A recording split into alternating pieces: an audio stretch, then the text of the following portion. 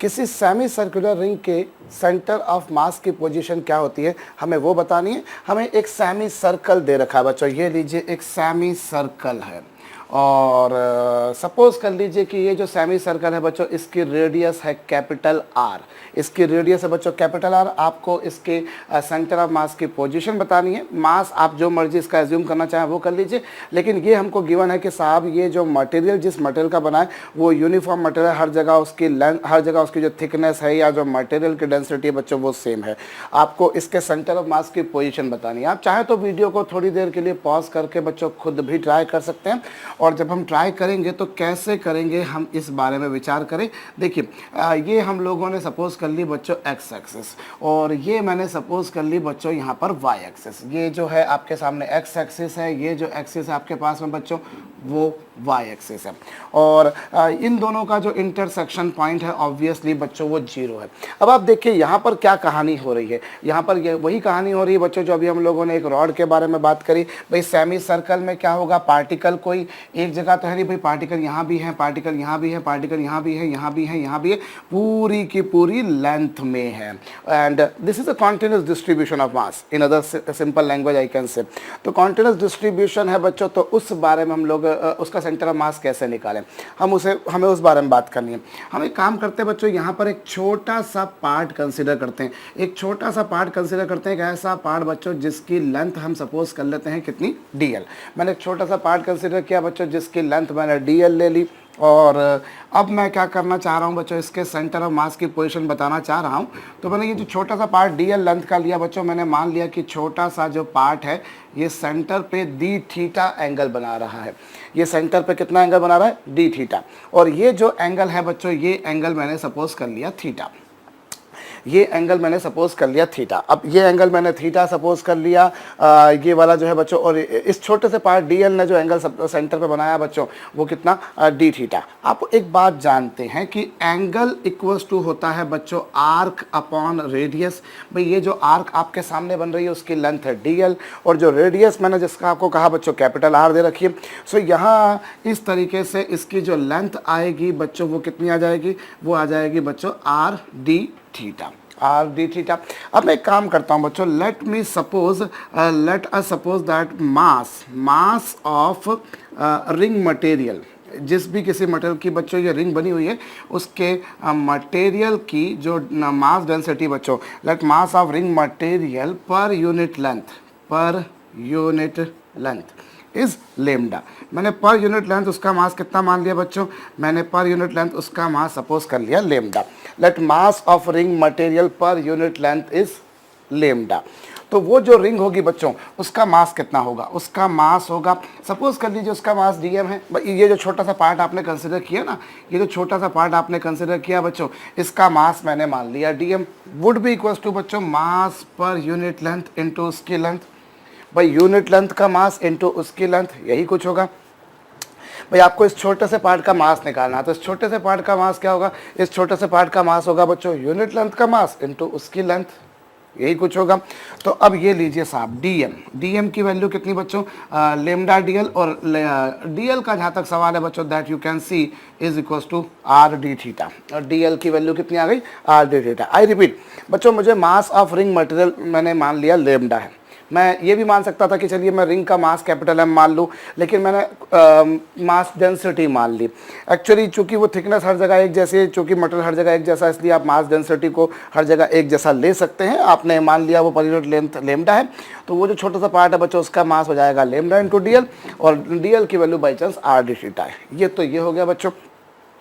अब वो जो छोटा सा पार्ट है बच्चों, यदि हम उसका x कोऑर्डिनेट और y कोऑर्डिनेट निकालें तो वो कैसे आएगा, जरा वो गौर करिए। भाई ये देखिए, ये वो जो छोटा सा जो पार्ट आपने यहाँ पर कंसीडर किया था, यहाँ जो छोटा सा पार्ट आपने कंसीडर किया था बच्चों, ये वाला एंगल कितना बना रखा है, थीटा, ये हमने सपोज करा है। अब ये जो डिस्टेंस होगी बच्चों वो y, और ये जो डिस्टेंस होगी वो x। भाई this distance is y and this distance is x। ये डिस्टेंस मैंने x सपोज कर ली, ये डिस्टेंस मैंने y सपोज कर ली। ये लीजिए साहब, आई रिपीट बच्चों, ये वाली यहाँ से यहाँ तक की डिस्टेंस मैंने कितनी, भाई ये एक्स कोऑर्डिनेट होगा ना, एक्स एक्सिस के अलॉन्ग जो डिस्टेंस होती है वो एक्स कोऑर्डिनेट कहलाती है, वाई एक्सिस के अलॉन्ग जो डिस्टेंस होती है बच्चों वो वाई कोऑर्डिनेट कहलाती है, और ये जो डिस्टेंस है बच्चों नेचुरली ये कैपिटल आर है। भाई इस रिंग की रेडियस कैपिटल आर दे रखी है। तो ये कुछ ऐसा आ गया।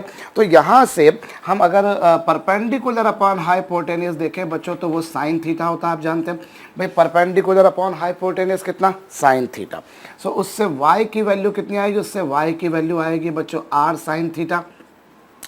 Perpendicular upon hypotenuse equals to sine theta, तो y की वैल्यू ये आ गई। और base upon hypotenuse, base upon hypotenuse बच्चों होता है cos थीटा, उससे x की वैल्यू कितनी आ जाएगी बच्चों, x की वैल्यू आ जाएगी r cos थीटा।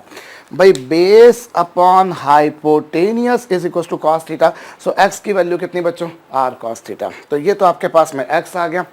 अब आपको सेंटर ऑफ मास की पोजीशन निकालनी है, मतलब सेंटर ऑफ मास का एक्स कोऑर्डिनेट और वाई कोऑर्डिनेट निकालना है। सो चलिए हम लोग करते हैं बच्चों, सेंटर ऑफ मास का एक्स कोऑर्डिनेट क्या होगा।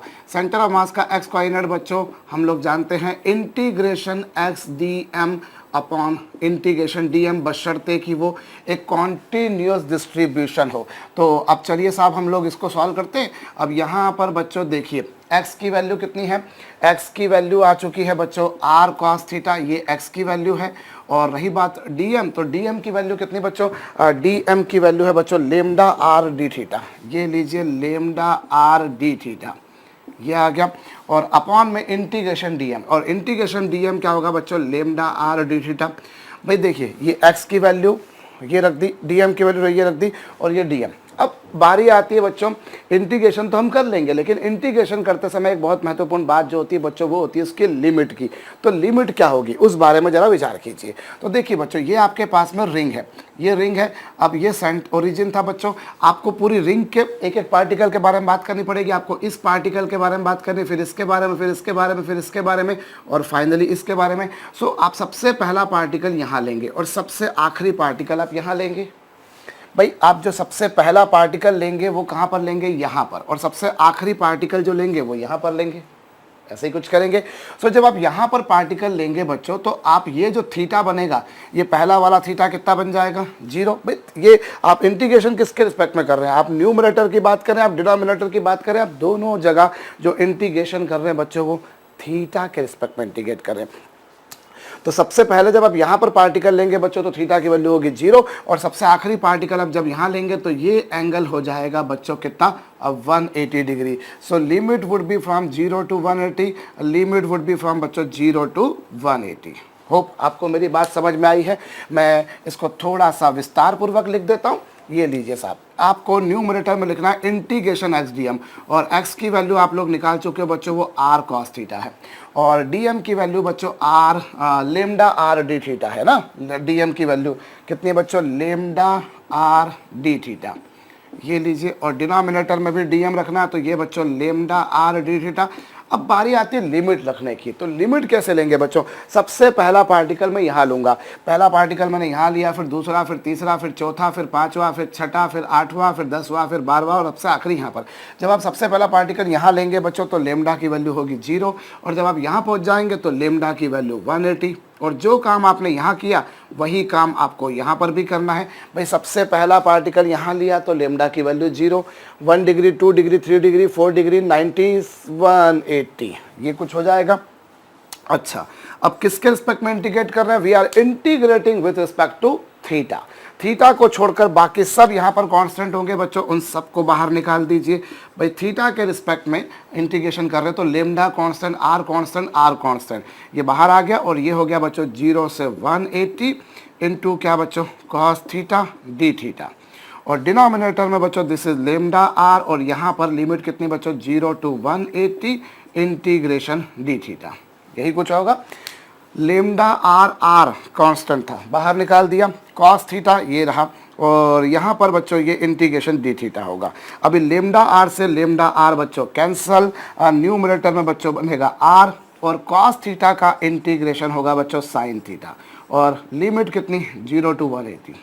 कॉस थीटा का इंटीग्रेशन क्या होगा, साइन थीटा, साइन थीटा, और लिमिट 0 टू 180, और यहाँ बच्चों 1 है, और इधर लिमिट कितनी बच्चों 0 टू 180, ये लीजिए।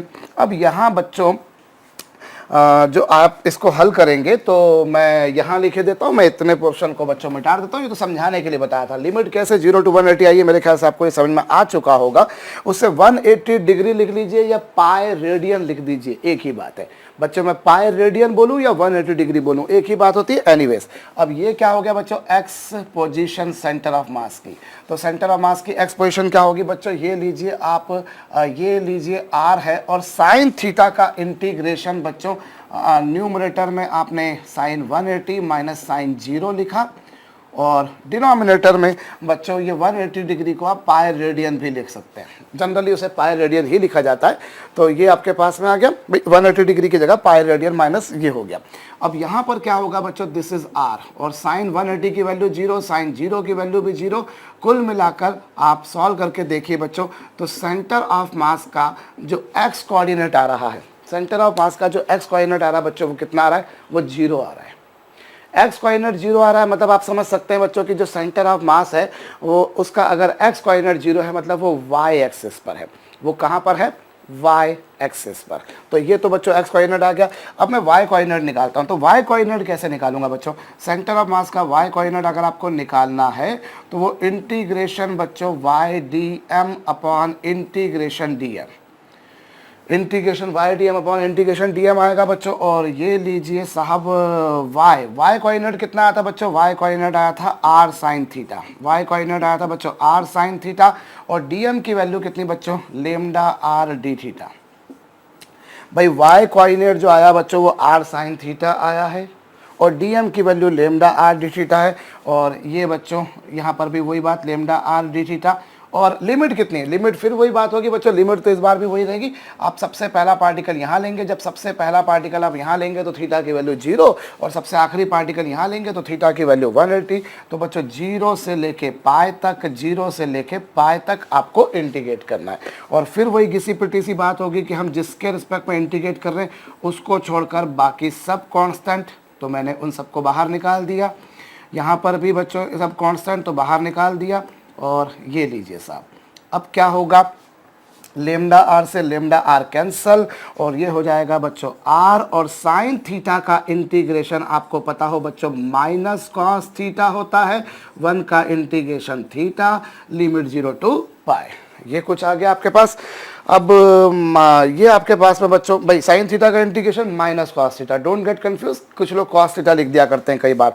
अब यहाँ पर बच्चों मैं लिमिट लगाता हूँ, लिमिट लगाता हूं, तो लिमिट क्या होगी बच्चों, ये माइनस आर में आगे लिख देता हूं। अभी ये क्या होगा बच्चों, कॉस पाई माइनस कॉस 0, ऐसा ही होगा बच्चों। माइनस साइन को मैंने बाहर कॉमन निकाल दिया, थीटा की जगह पाई रखा, थीटा की जगह 0 रखा, और यहाँ पर बच्चों कितना, pi minus 0, pi minus 0, so this is minus r, और कॉस पाई की वैल्यू -1, कॉस 0 की वैल्यू 1, कॉस पाई की वैल्यू -1, कॉस 0 की वैल्यू 1 अपॉन पाई। और इसको सॉल्व करेंगे तो आप पाएंगे कितना बच्चों, 2r upon pi. So this is y coordinate of centre of mass. ये आपके पास में बच्चों सेंटर ऑफ मास का वाई कोऑर्डिनेट आया। सेंटर ऑफ मास का वाई कोऑर्डिनेट क्या आया वो हम देखें, और सेंटर ऑफ मास का एक्स कोऑर्डिनेट क्या आया वो हमने देखा। अब यहाँ पर बच्चों मैं एक छोटी सी बात आपको बताऊँ, जरा आप थोड़ा सा इधर देखिएगा। मुझे इतना पोर्शन बच्चों इसका मिटाना पड़ेगा ताकि जगह मेरे पास बन जाए। ये एक सेमी सर्कुलर रिंग है, ये एक सेमी सर्कुलर रिंग है बच्चों, ये उसकी एक्स एक्सिस है और ये उसकी वाई एक्सिस है। अब आप एक बात तो समझ सकते हैं ना भाई, ये ओरिजिन है, ये ओरिजिन है। आप इतनी तो खोपड़ी खुद भी लगा सकते थे बच्चों कि सेंटर ऑफ मास जो होगा वो इस वाई एक्सिस पर ही होगा, क्योंकि वाई एक्सिस के जैसा मास उस तरफ है वैसा मास इस तरफ है, दोनों बाजू सेम मास है, और इक्वल मासेस के बिल्कुल बीच में होता है सेंटर ऑफ मास। सो जितना मास इस तरफ आया बच्चों उतना मास इस तरफ आया, इसलिए centre of mass y axis पर आएगा। और इसीलिए देखिए एक्स कोऑर्डिनेट 0 आया, और वाई कोऑर्डिनेट कितना है बच्चों, 2r बाय, मतलब कहने का मतलब ये कि सेंटर से ये ओरिजिन है आपका, बिकॉज हम जो भी कोऑर्डिनेट्स निकाल रहे हैं वो ओरिजिन के रिस्पेक्ट में निकाल रहे हैं।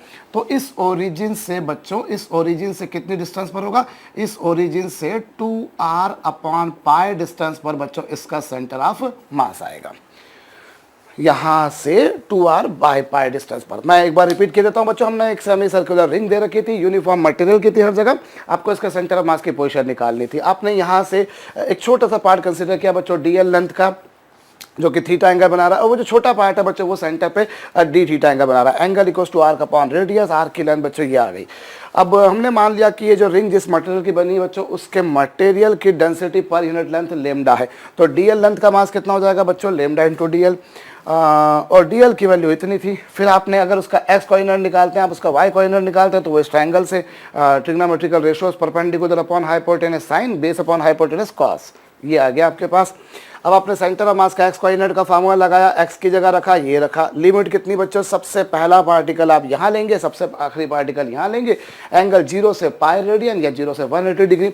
आप इसको सॉल्व करके देखेंगे, सेंटर ऑफ मास का एक्स कोऑर्डिनेट 0 आएगा, मतलब सेंटर ऑफ मास बच्चों वाई एक्सिस पे लाई करेगा, और ऑब्वियस सी बात है वो लाई करेगा, क्योंकि वाई एक्सिस के जैसा मास इस तरफ है वैसा इस तरफ है। और इसी तरीके से बच्चों हम लोग जो है वाई कोऑर्डिनेट निकालेंगे, वाई कोऑर्डिनेट की वैल्यू ये आ गई। और ये जो डिस्टेंस आती है बच्चों ये ओरिजिन से आती है, तो ओरिजिन से 2r बाय पाई डिस्टेंस पर सेंटर ऑफ मास होगा। जैसे हम लोगों ने बच्चों सेमी सर्कुलर रिंग का सेंटर ऑफ मास निकाला, ऐसे ही आप लोग पूरी एक कंप्लीट सर्कुलर रिंग का भी निकाल सकते हैं। अगर एक पूरी रिंग आपको दे रखी तो उसका भी आप कर सकते हैं, और उस केस में आप सॉल्व करके देखेंगे बच्चों तो नेचुरल सी बात है कि उस केस में एक्स और वाई दोनों 0 आ जाएंगे, क्योंकि एक कंप्लीट रिंग अगर आप ले लेते हैं बच्चों, एक सर्कुलर रिंग ले लेते हैं आप, तो इस सर्कुलर रिंग का सेंटर ऑफ मास बच्चों सिमेट्री से उसके सेंटर पर ही आ जाएगा।